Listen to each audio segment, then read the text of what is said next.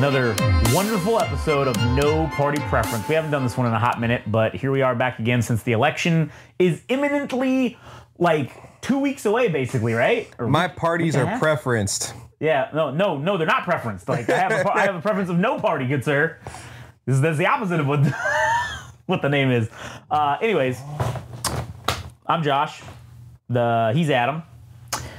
And today we're going to talk about the term that I am now coining and inventing, representative oligarchy, all right? That's where I am fucking inventing this term today. And we'll get to what that means in a minute. But before we do, if we could get your help, we need just 19 more subscribers on YouTube to be able to do live breaking news coverage of things, which we really want to do, and make all the other YouTubers who do live breaking news homeless and having to accept government subsidies and possibly even eating their own shit.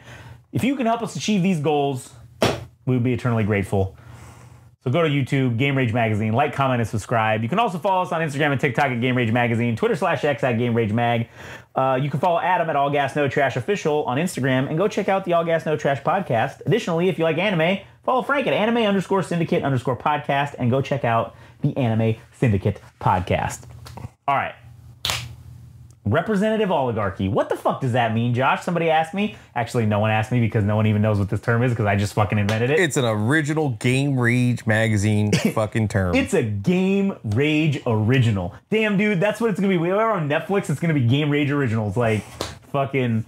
It is an original term. And so to me, it's representative oligarchy is essentially how we have representative democracy, right? Where the people elect officials to essentially represent their will and vote on their behalf. So they're not actually getting to directly vote on a lot of things, but it's a representative voting in carrying out your will as the people, I guess, right? So that's representative democracy. Our system is essentially an oligarchy because all the rich people fucking fund these things, and that's how they sway people to vote and do this, right?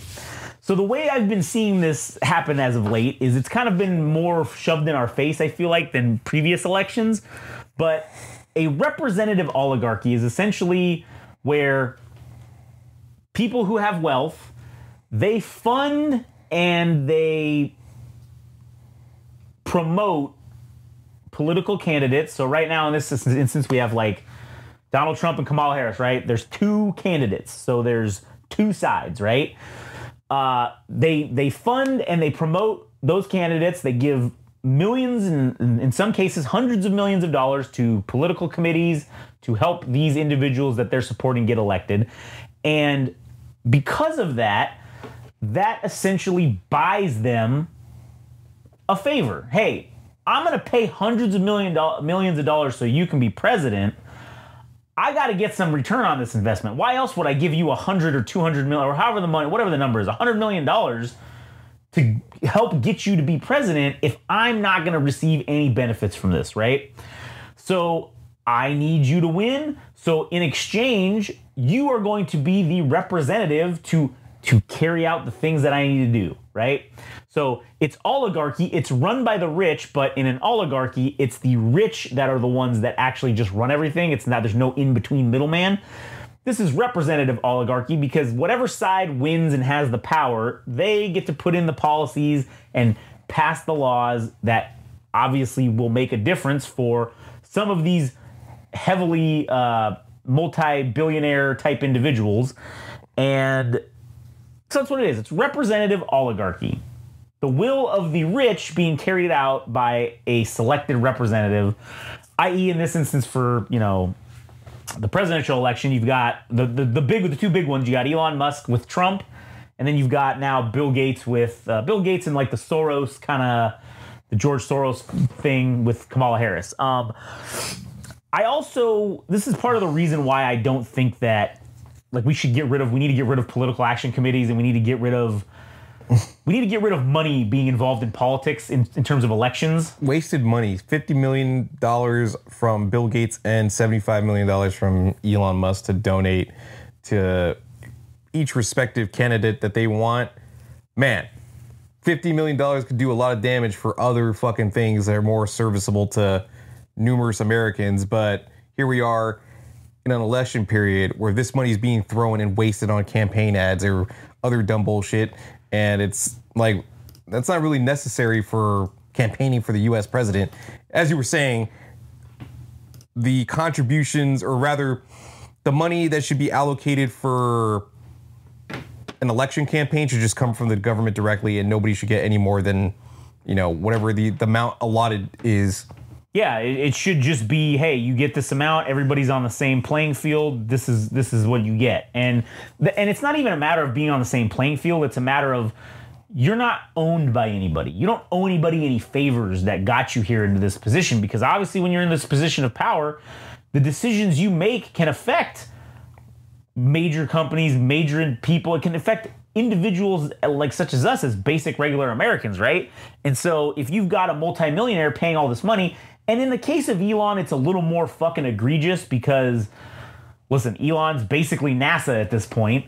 He's also been floated by Trump himself as being said that they're going to create this like government efficiency officer, or this Department of Government Efficiency, and Trump will appoint Elon as the Secretary of Government Efficiency, basically. Now, you can't, I don't think that should be allowed at all. I'm completely fucking against that.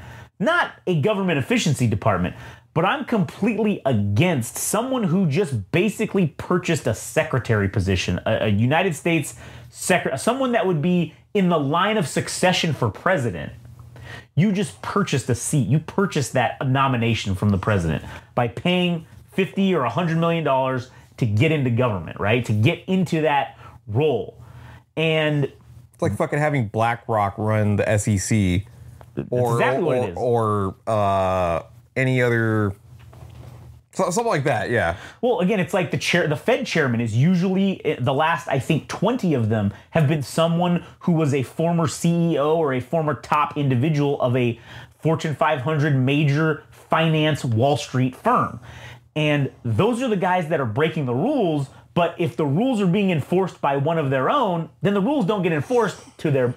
Yeah. It applies to everyone else.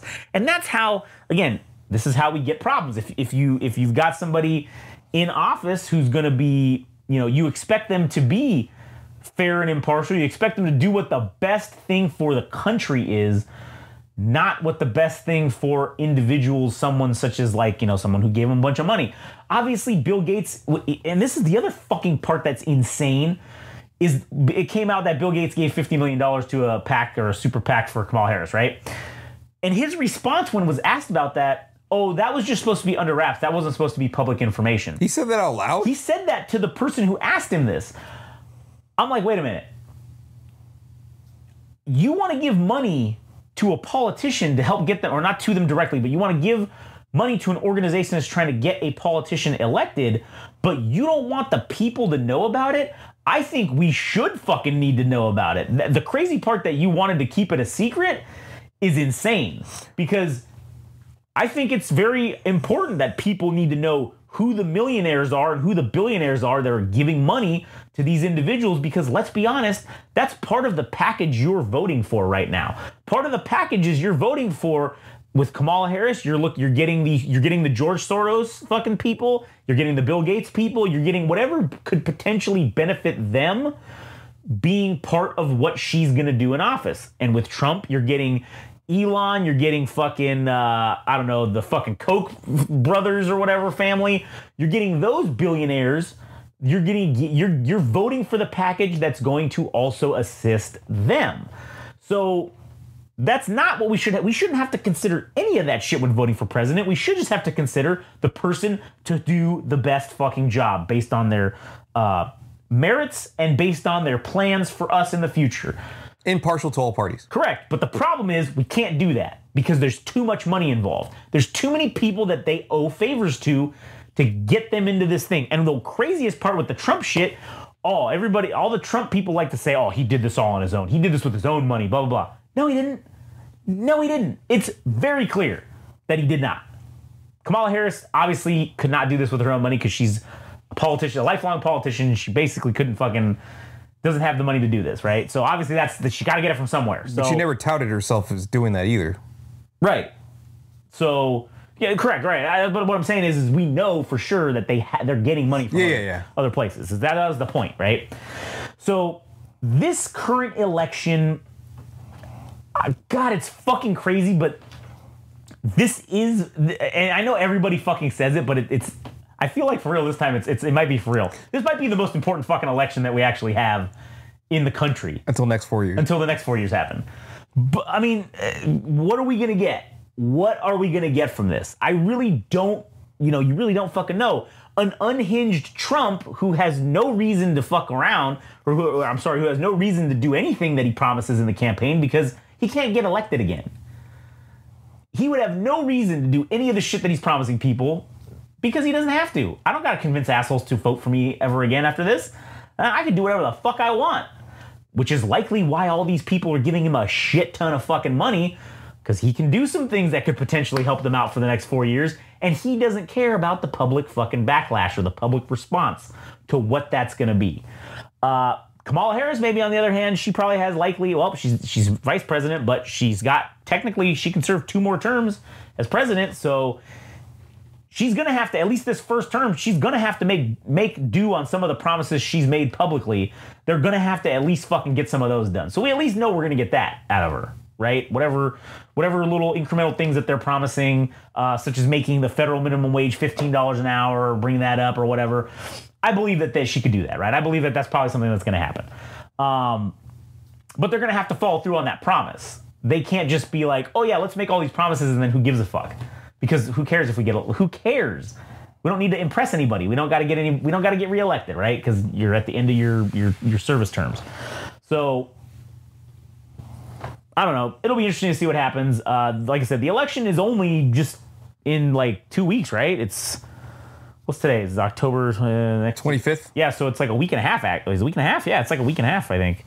Because it's November 5th. Not the following Tuesday. Yep, not this coming Tuesday, but the following one. Yeah, it's literally a week and a half away. So we're about 10 days away from election 2024. And fuck, I wonder what's going to happen nationwide, because I was thinking, fuck, if people are crazy enough, because there is a voting center, or rather where they count ballots on the 60 freeway. Yeah. When you're driving towards like the LA and City of Industry. I have an idea. Why don't we stop this episode here and just start recording another one with election predictions before, so we get 2 episodes out of it. Okay. And then we can talk about that, because there's another thing I want to talk about too. Because this was pretty much the end of the representative oligarchy thing that I had anyway. All right, whatever. All right. Go to Game Rage Magazine on YouTube. Like, comment, subscribe. At Game Rage Magazine on Instagram and TikTok. At Game Rage Mag on... my foot fell asleep. Fuck. Go to All Gas No Trash Official and comment about how Adam's foot fell asleep. Fuck. Also, anime_syndicate_podcast. All right. This will be the end of this one. Stay tuned for the next one. Election predictions 2024.